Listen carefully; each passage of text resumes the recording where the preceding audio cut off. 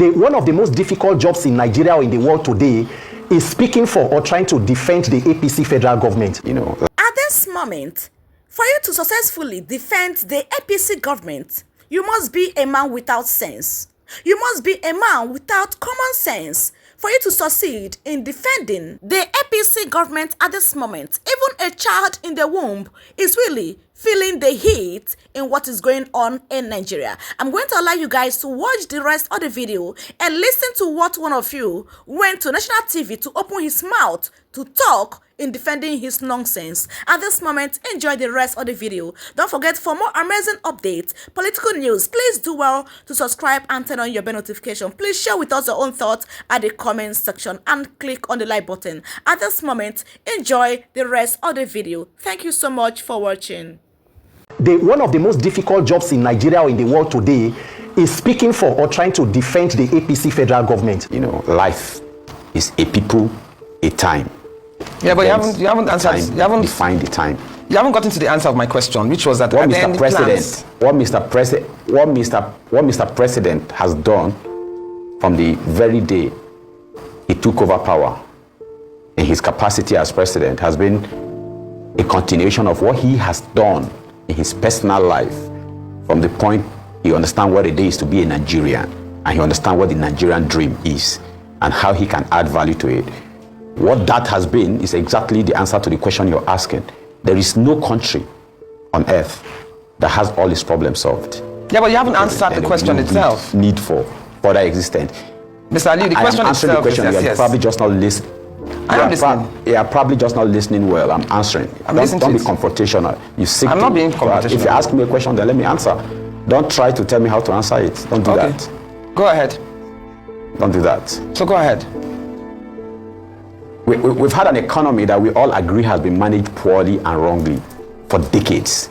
We had a population that, as we currently speak, increases by at least seven. A child is born within 7 seconds. That's an increased responsibility, and we think we have enough oil. The highest amount of oil we've ever pumped out was in 2006 or sometime 2007, 2.5 million barrels per day. We can't even do that now as a result of lack of efficiency and effectiveness. This isn't done by, we can give out, we can be very charitable, but the number keep increases. How much can you really give out if what is coming in is constant and what you are giving to is continues to increase? We need to find ways to ensure that we are able to use the resources we have, the fixed resources, to meet our insatiable need and insatiable wants, which means we are going to have to apply knowledge, which is where we are stuck on as a people. We are very educated, but in the application of knowledge, we are lacking behind. But there has to be structural changes to the management of the affairs of this country for that to be effective. We have tertiary institutions, we have leaders opening universities left, right, center to compensate themselves for compensate their words. But what is coming out of it? We have doctors in different fields. In energy, we don't have light. We have professors in education. We all agree our education is not in where it should be. We have, we need to look back at ourselves and say, okay, the last guy didn't get it right. The one before him didn't get it right. When people say they are activists, and I ask myself, you have problem with the military, you have problem with the people of 1999 to 2003, you have problem, you have a problem with everybody. You might have problem with yourself if you get in. Okay, thank you very much. You haven't quite answered the question. The question is, it is not what the country is going to do for you, it's what you will do for the country. Okay, because you are the country. When someone says Nigeria killed somebody, Nigeria didn't kill anybody. Ineffectiveness of Nigerians killed somebody. Mr. Ali, inefficiency of Nigerians killed someone, not Nigeria. Thank you very much. So you remember that the APC campaigned for 16 years of PDP misrule. In fact, this president was part of a protest called Occupy Nigeria when the then President Jonathan was trying to remove fuel subsidy, which he eventually have removed today, and yet the devil is in the detail in terms of implementation of sanitizing the oil sector and NNPC. So, and then by 2027, President Tinubu's administration will be 12 years, or the APC will be 12 years put together.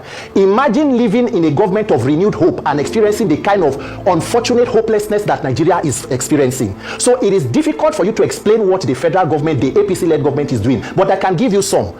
A government that knows that more than 100 million persons were living in multi-dimensional poverty by the end of Buhari's administration came into power, and the first priorities were deciding to renovate a vice presidential home for 20-something billion, purchase of new private presidential presidential jet, a presidential yacht, renovating the villa, money for purchase of SUVs for the office of the First Lady, which is not even a legally recognized, constitutionally recognized office. So when you see the frivolities and wastages in government, and then that same government in turn begins to ask the people to make sacrifices. So it is we who will think of what to do for our country, while the leaders continue to live in luxury and affluence using taxpayer money.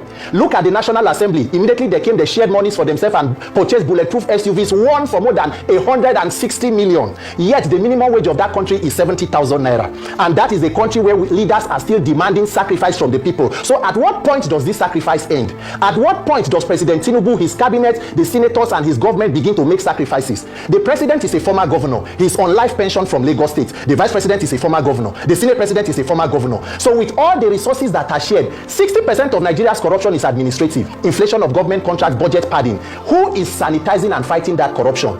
But you cannot say anything because the government does not even feel beholden to the people. And that is why no matter how much Nigerians continue to cry, it falls on deaf ear. Why? Because they know that the electoral system can still be manipulated to rig people back into power using also the Nigerian judiciary. So if I have the ears of any Nigerian politician right now, I will want them to know that power is transient. You cannot be in power forever. If you don't leave power, power will leave you. Nigerians are not demanding for too much. We only need a country to live.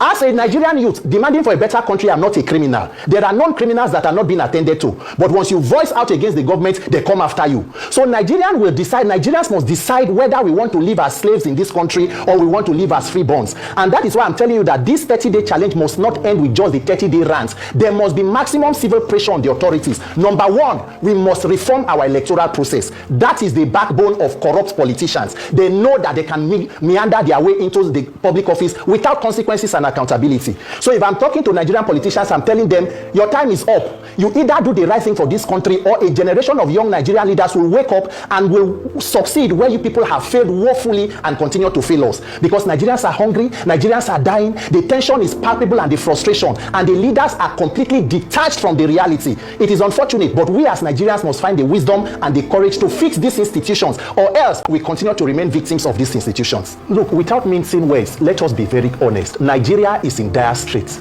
Nigerians are in the battle for survival.